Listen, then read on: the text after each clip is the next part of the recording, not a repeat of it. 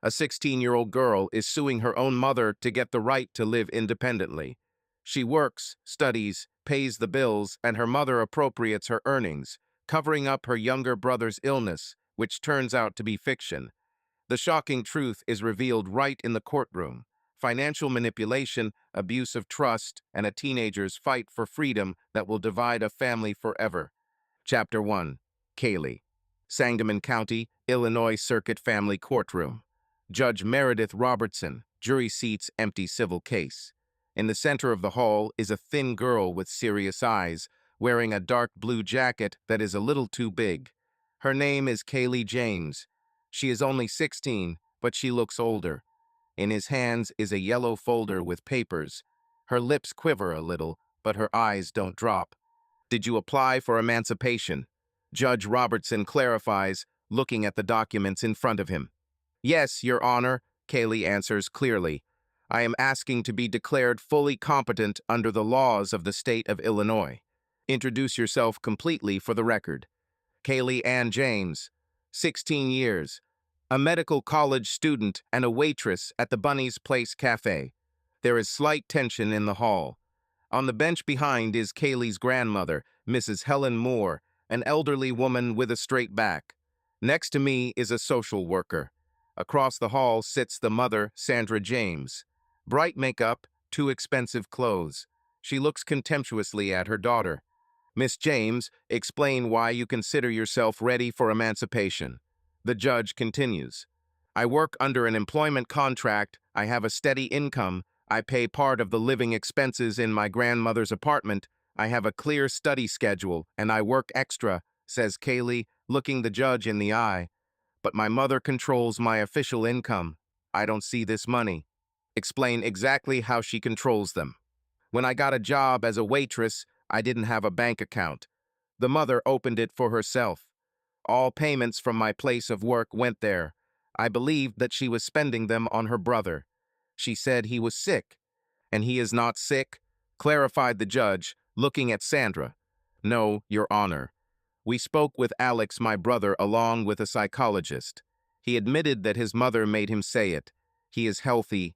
He has only weak eyesight." "Sandra James, do you want to say something about this?" The judge turns to his mother. "This is a lie. I am a mother. I know better.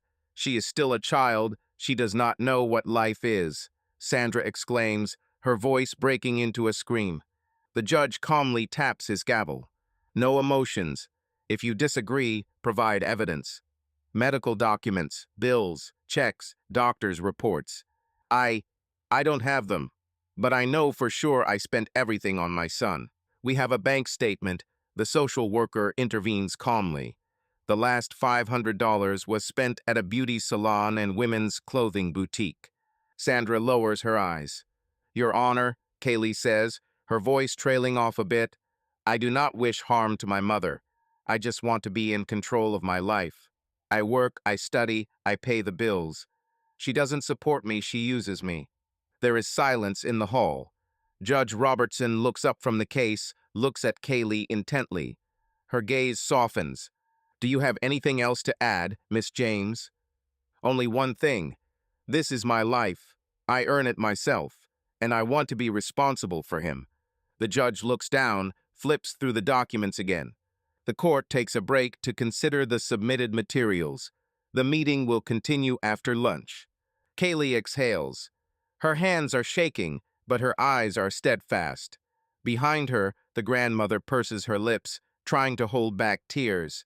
They know that the real fight is just beginning. Chapter 2. The hearing continues. Court resumes after a short lunch break. Judge Robertson takes his place on the dais again, raises his glasses to the bridge of his nose, and announces, "The meeting continues in James v. James concerning the emancipation of a minor, Kaylee James. The parties are present." Sandra, the mother, looks annoyed. She changes her pose every few minutes, occasionally throwing angry glances at her daughter. In her hands are several sheets of paper crumpled at the edges. She is nervous. "Mrs. James, it's your turn," the judge addresses her. "You object to emancipation. Please explain." Sandra staggers to her feet. Her voice is harsh.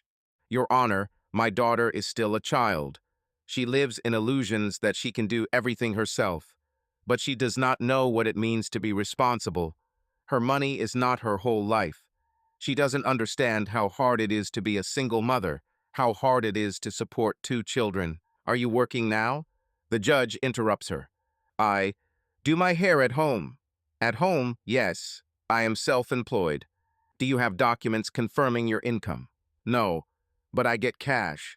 Hairstyles, coloring. I have regular customers.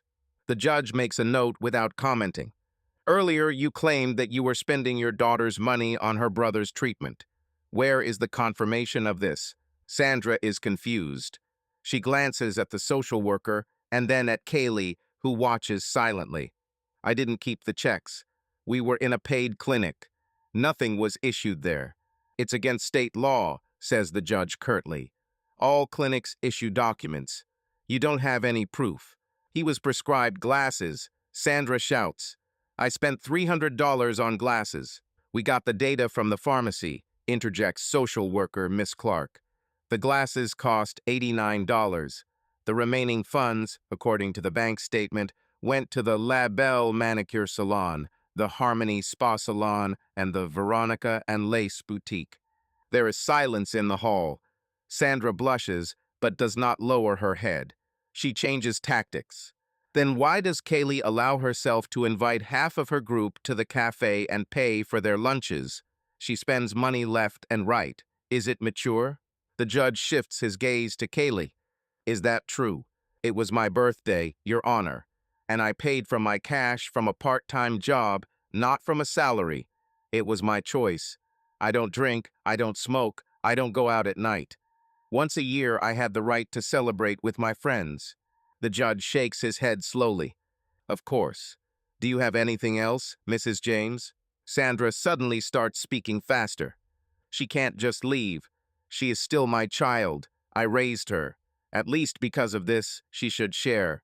I pay the bills. I fed her. From your words, it follows that you want access to her earnings, but at the same time you do not support her life and education, concludes the judge coldly.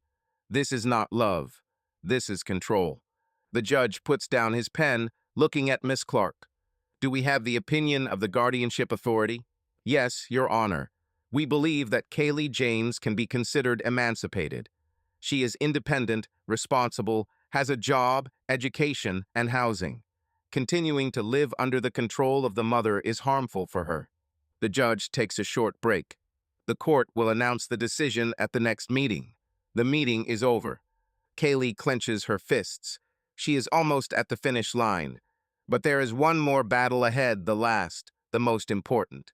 Chapter 3. Decision. A week has passed. The smell of rain is in the air again. Autumn Springfield is gray. In the courtroom, the same faces. Kaylee sits straight, dressed strictly, hair pulled back. Nearby, her grandmother holds her hand, imperceptibly, but firmly. Sandra is on the opposite side. This time she is silent, staring at the floor.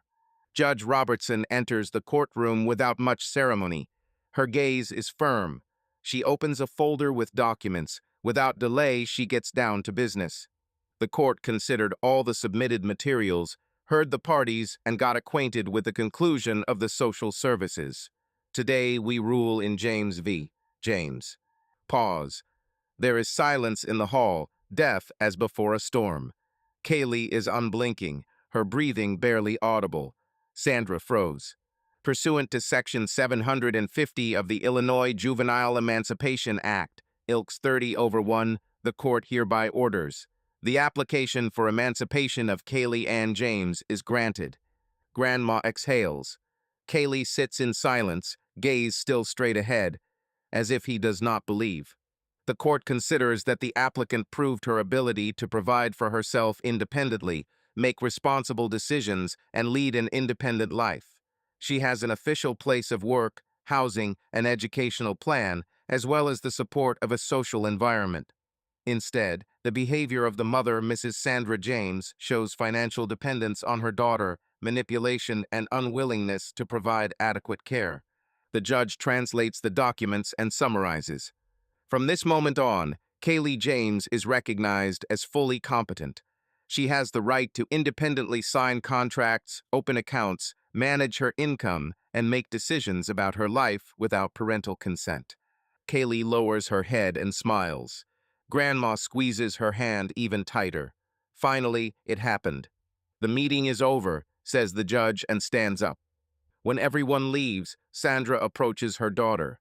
Her eyes are full of anger, despair, and something else Kaylee can't immediately recognize.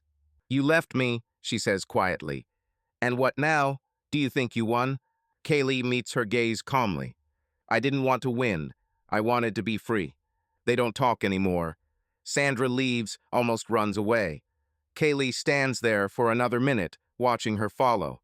Then he takes his grandmother's hand and they leave the courthouse. The street smells of wet asphalt. A new life awaited.